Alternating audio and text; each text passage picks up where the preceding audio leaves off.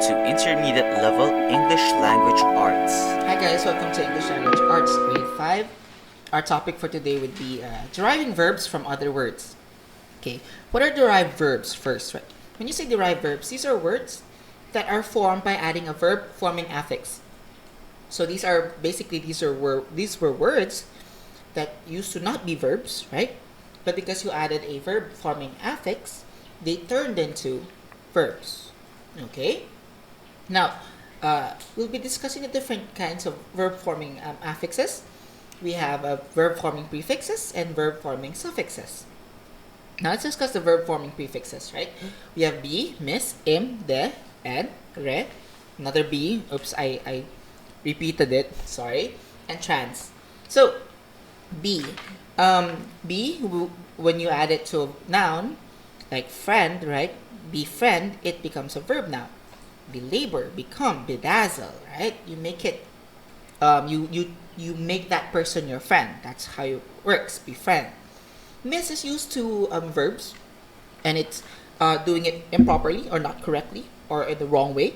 So, for example, miss, when you use it to use, misuse, you do not use it correctly, right? Misspend, you spend it, you don't spend it properly. Stuff like that. Mishandle, you don't handle it properly. Miss. Next, im.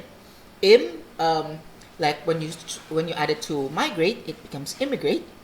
Immigrate. Impale, impair, imperil. You put that in peril, for example. That's how it works. De. De is you try to do the opposite of it, okay? So, for example, degrade, right? You put it down, but especially when you degrade someone or something, you lower your standards towards it, or you keep it down, you push it down. Defrost, you don't make it frozen anymore, right? Deregulate, depart. Next, N. N, you make it, or you put it in. For example, endanger, you put it in danger. Endanger, enlighten, enrich, endear.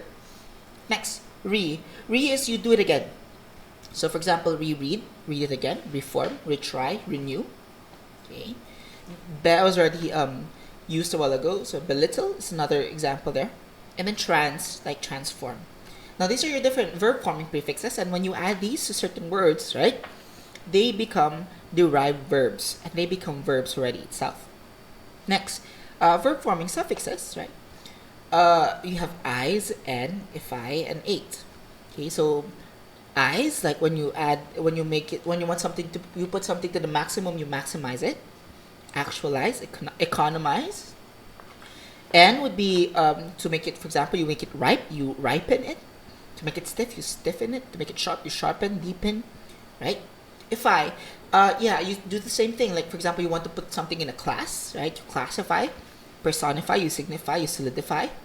And for eight, right? You try to do something like, for example, you want something to be active again, you activate it, right? You motivate it, you incapacitate it. And these are the different verb forming suffixes.